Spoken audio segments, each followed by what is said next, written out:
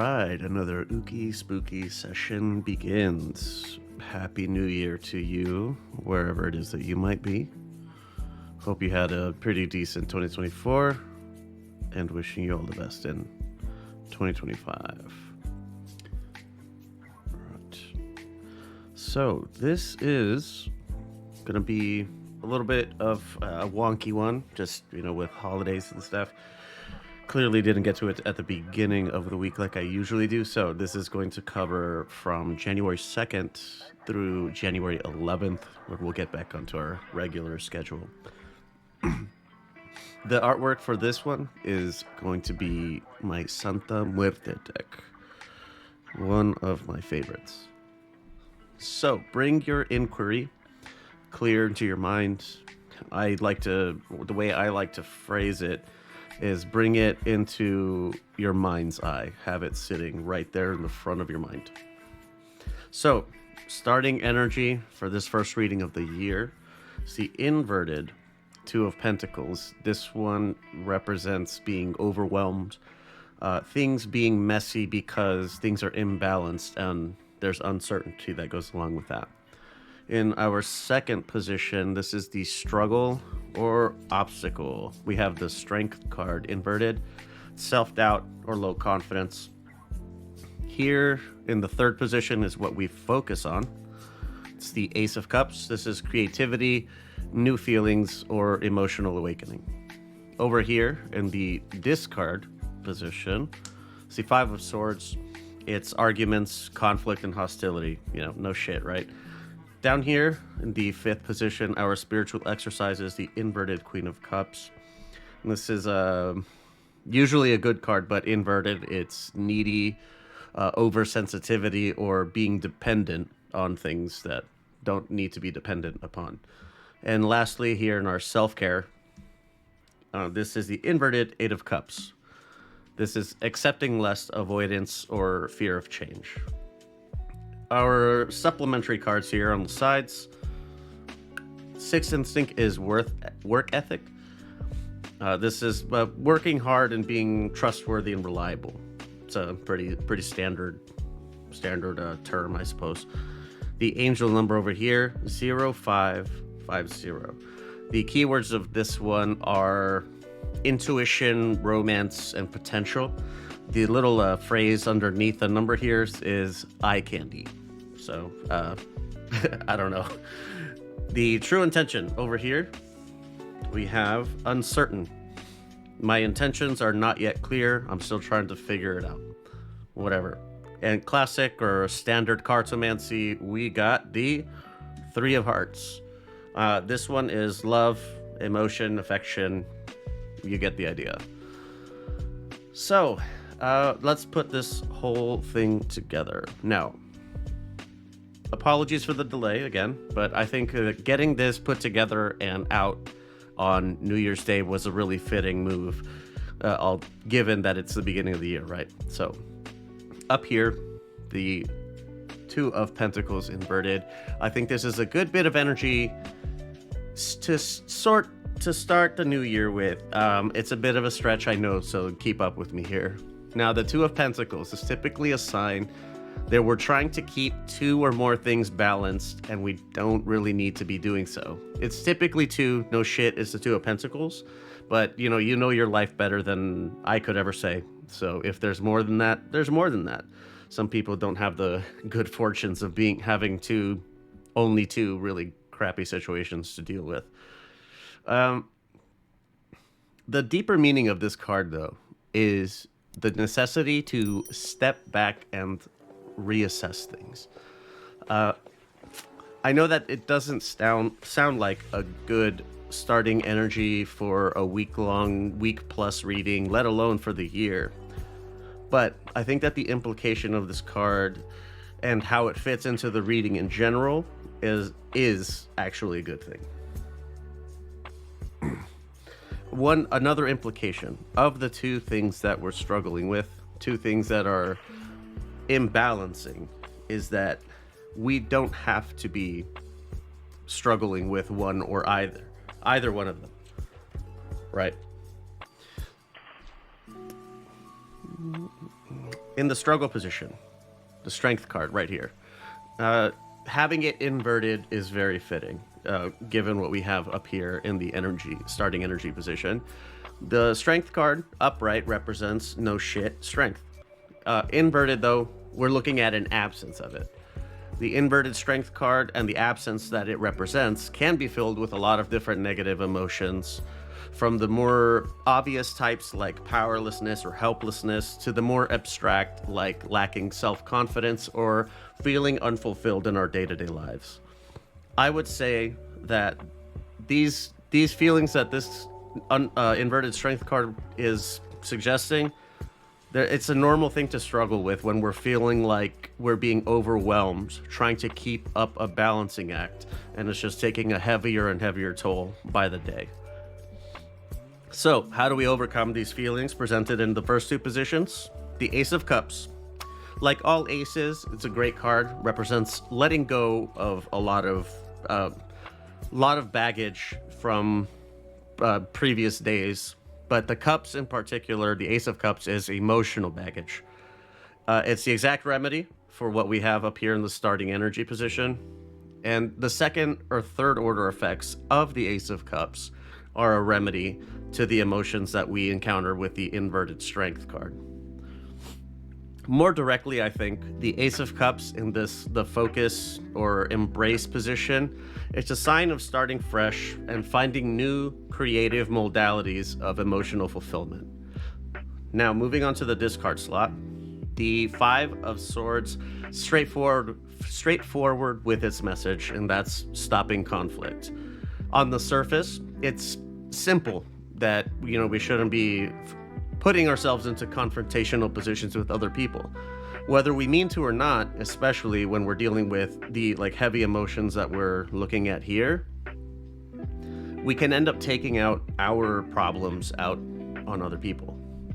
My thinking, though, is the conflict that we're trying to avoid is the conflicts that are being referenced in these two positions within ourselves. Forcing ourselves into a balancing act we don't need to be in, feeling limited by continuing that balancing act. Those are the types of conflicts that we should be avoiding more than any other. Moving down here to the spiritual exercises, the inverted Queen of Cups is a sign of awareness that we need to take into our mindfulness practices. Now, the inverted Queen of Cups, it's a sign of being out of touch with our emotional selves. Now, considering the emotion or the issues that are being presented by the reading, especially these first two positions here, the struggle and starting energy, it makes sense that discarding our inner conflicts would entail becoming much more in touch with the voices of our hearts, right? There are a lot of ways you can go about this. My personal is journaling, but there's more than enough ways, and I'm sure that you have a favorite. If you're hearing this or watching this, chances are you already have a favorite mindfulness practice, so whatever works best for you. Last card in the tarot spread is the self-care practices. Inverted Eight of Cups, this typically means feeling uncertain and unable to decide on what the best roads forward for ourselves, for what is best for us. And this indecision often results in settling for less because we don't know what to do, or we're unwilling to be assertive in taking the path that we know is best suited for us because the fallout of doing so is going to be uncomfortable. So how the fuck is that self-care? Yes. The self-care part of this, I think, starts with a very, very difficult but completely necessary. You cannot skip this step. And the first step is grace. We all know how difficult it is to make decisions that are going to be uncomfortable or even painful for some or all parties, even if the ultimate outcome is going to be a net positive. So, the first step is to give ourselves grace as we step back on making things right for the new year, going into the new year. Now, for the supplemental cards over here on the sides, they're all pretty much perfect supporting roles for the entire tarot reading. The Sixth Instinct, I think it's one that's a good addition to the fourth, fifth, and sixth positions. Now, discarding negative emotions, trying to rectify our hearts with our minds is not an easy feat. You don't need me to tell you how that's the case, but it does bear repeating. I can say from experience that it is extremely difficult to put your mind and heart at peace with each other. It is really, really hard, but it is absolutely worth the effort. 100% worth every bit of difficulty that it presents. Now, the difficulties that it presents and the prize at the end of the road is going to require honest effort, hard work. It's not easy. If it was easy, everybody would be balanced between their heart and mind. So, the angel number, I think this is more of like an umbrella suggestion. That's always good to keep in mind when you're dealing with negative emotions inside. Is that's to not keep ourselves cooped up, right? Even if you find yourself to be like me, an actual, real, true meaning of the word introvert, you have a limited social battery. I get it. I really do. But the implication, I think, is that there's a lot of potential for good windfalls if we step out of our headspaces, get out of our comfort zones just for a little bit, and surround ourselves with the people we care about, people we trust that we can talk to about these things. And who knows what you might find while you're out there. Like, the key words here are, romance and romantic potentials. So I'm not saying you're going to meet the love of your life. Just all I can say, that I say a lot, is that life begins at the end of your comfort zone. So, the true intention, uncertainty. This is just an underscore to the reading at large. We see it especially in the first two positions, that the uncertainty and the negative emotions that come with it. So, not much more to add on that. And our standard classic cartomancy, the Three of Hearts, it's a sign of great potential and promise for growth. Now, typically, the suit of hearts is one of love, passion, emotion, and connection, right? And often, the three in the suit means the introduction of a new heart into a pair, right? The one on the bottom here, you see how that one's like shaped different, or like a inverted while the others are not. So that's like the new addition. This could be anything. Does not necessarily mean romance. It could be, if you're already in a committed relationship, a new baby, maybe it's a new job, maybe it's a new pet. I don't fucking know. It's the addition of something positive into your heart. So I think that the Three of Hearts, the angel number, life begins at the end of your comfort zone. So any of these new things, that's where you're going to find them. And that's the end. That's it for this first reading of the year. I hope you enjoyed it. Wherever it is that you're listening, watching, if you could hit me with the old rating, thumbs up, fucking subscribe, like, follow, share, comment, all the rest of that shit. It would really help. If you want to see how I put all of this together, how all of the cards come together, it's patreon.com/lvxmedianet. You can see, you see me pull the decks out of the packs. You see me shuffle them. You see everything. I've added another wrinkle to this, where I have these like conversation starter card games. I'm sure you've seen them like on social media ads, but it's like different levels of questions, like icebreakers, like what's your favorite movie and why, or what's one of your most fond memories of growing up, and that kind of shit. So I've taken to like talking through those as I put this whole thing together. So it's a lot of fun. I have fun doing it. So if you want to check that out, that's where you can do it. Personal readings, not necessarily with like this broad, really depends on what it is you're looking for. lvxmedia.net. You go to, that's the the website for everything, but go to the Ookie Spooky Sessions page, and there's a little, I don't know, it's not an application, but it's a form. Fill out like your name, your what it is you're asking about. Look through the artwork of all the different decks that I have for tarot, and that's pretty much it. They're free. I'm not gonna charge you money for something that, I don't know. I'm not gonna charge you money for it. If you want to donate some money for it, it'll move you up the queue. You know what I mean?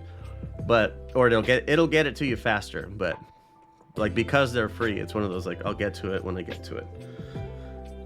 And last thing, mentors. I found one. So I've been like this. Her name's Samira, psychicsamira.com. I had a reading done. She did a reading for me. It was I kid you not, I was intentionally vague. I was vague on purpose, because I'm gonna put you to the test, kind of thing. Homegirl fucking passed with flying colors. She nailed it. Hit that shit out of the park. I don't know what other analogy you want me to use, but whatever it is that she's doing, she knows what she's doing. So if you want, I believe it's a 20% discount when you go, like, schedule, set up your reading or whatever. LEO 78843. So that'll get you 20% off your reading. It helps me, gets you a discount, gets her some work.